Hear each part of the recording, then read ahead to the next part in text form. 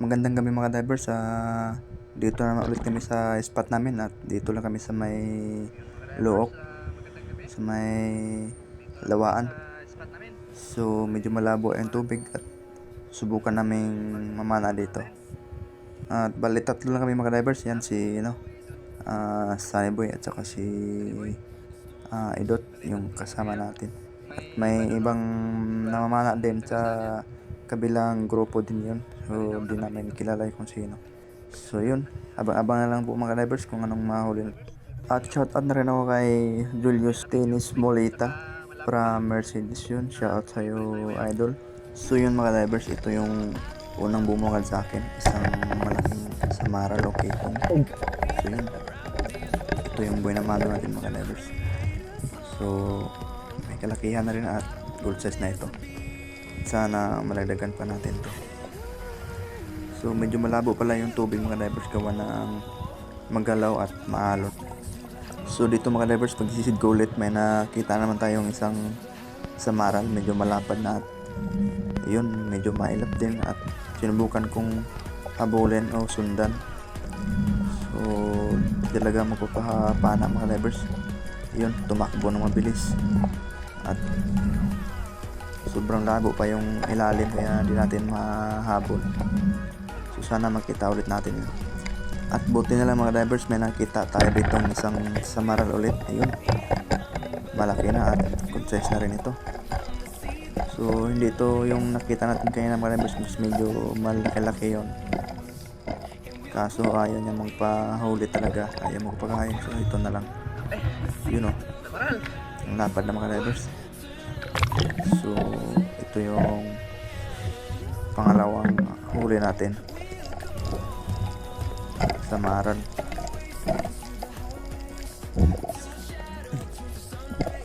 At sana malagdagan pa ito mga divers. At pagsisid ko ulit ito mga divers, mayroon bang isang samara ulit. Yun o, medyo nagkahiwalay-hiwalay sila. Yun, sakul mga divers. Ay salamat naman at nadagdagan pa natin yung samaran. So pansin nyo mga divers, sobrang labo po talaga yung sa ilalim ng tubig gawa ng magalaw yung dagat saka buhangin, mabilis lang siyang lumabo. So nakatatlong samaral tayo mga divers o pitong.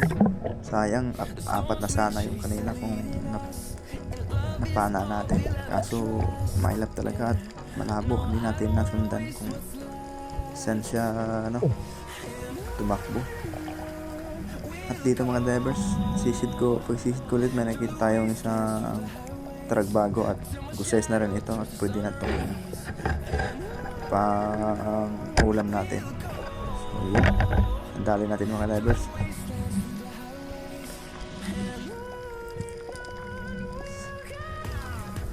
Sana magdagan natin ito mga divers. Dito naman mga divers, may isang dalagang bukid. So good size na rin ito mga divers.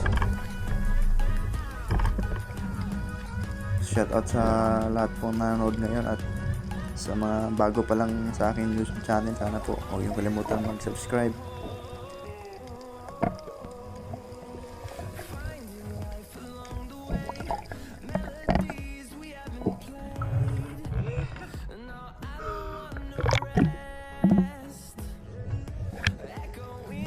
Dito mga divers, may hinahabol po kaming isang malaking lobster o balagan yun no.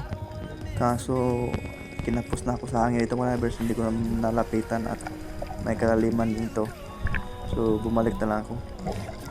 At buti na lang dito na dakma ng kasama ko. Yun no. Ganda yung pagdakma niya at yun nahuli niya. So may kalakihan na rin ito mga divers. Nasa 1.5 kilos to. Yun o. Bamboo lobster. Mura lang kasi kilo nito mga divers. Nasa 800 lang ata kilo. So okay na rin. Bonus na rin namin to. So salamat kasi nakahuli kami ng ganito kalaking banagan. Pinagtulungan namin. Buti yung pagtakbo niya papunta sa damuhan sa may mababang parte. So okay na rin mga divers. Malaking bagay na rin to kasi nahuli namin to.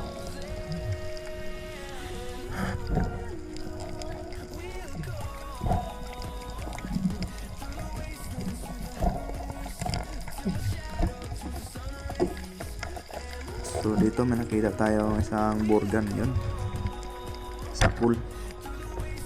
Good size na rin ito mga divers, ulam o pwede na rin ito pang binta-binta natin pang dagdag.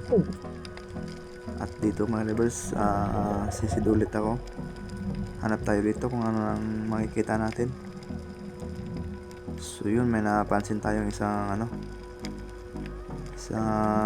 mulmul o parrot fish, you know. Ganda ng pwesto niya mga divers, kaso yun, hindi natin to hinuli gawa ng bawal. So hanap ulit tayo dito kung anong makikita natin to mga divers. So dito tayo sa may bandang kantil, magbakaskali tayo dito kung anong makikita natin. So yun, silip-silip tayo dito sa may mga butas mga divers. At ito pa nga, isa na namang mulmul mga divers, isang parrot fish na naman, no? Medyo malaki-laki na.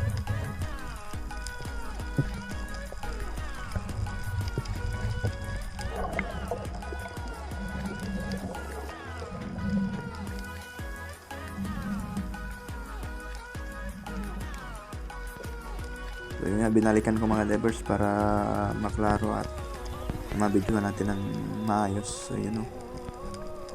So sayang. At dito hanap ko lang ulit tayo ng ibang mga divers. At ito pwede na to. Yun, bilang bukid mga divers. Sulit.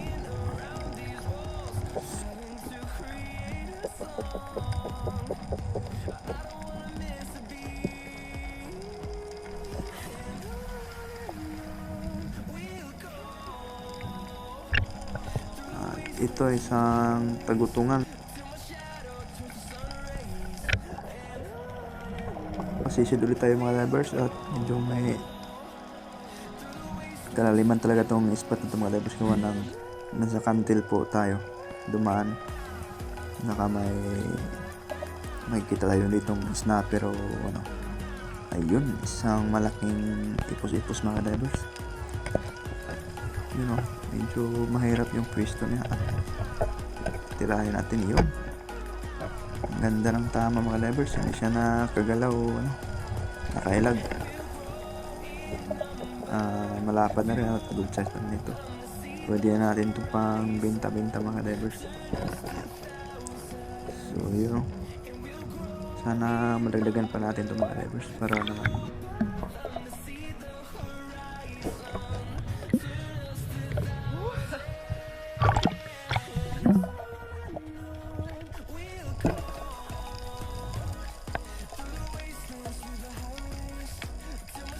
huwag niyong kalimutan po mag-subscribe pag di pa po kayo nakapag-subscribe.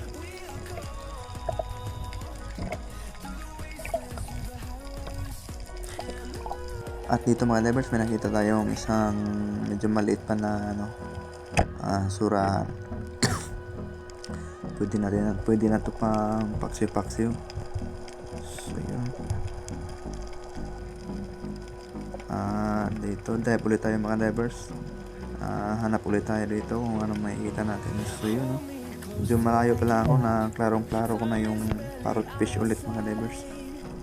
Mulmul yun, sa ilalim na ng butas. So yun. So dito mga divers, sumahon na pala kami. Ito yung nahuli naming banagan o bamboo lobster. Medyo may kalakihan na rin ito mga divers. Nasa 1.5 kilos po ito mga divers. So, hindi ko na ito na videohan nung ba? Nalaga mo yun?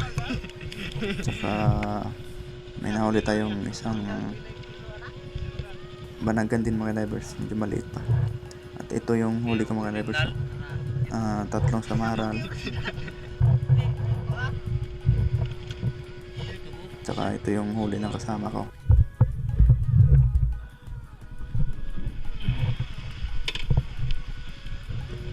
So kailangan natin itong balutin mga divers para hindi mamatay at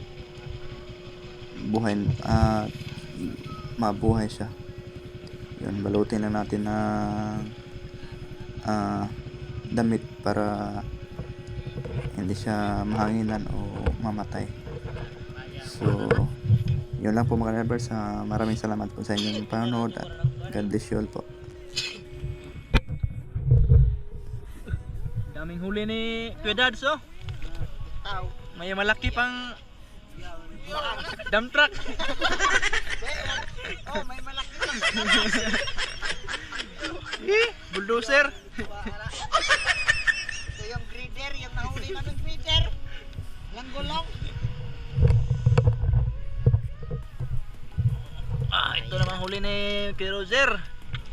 Samaral. Ngawa isda, no?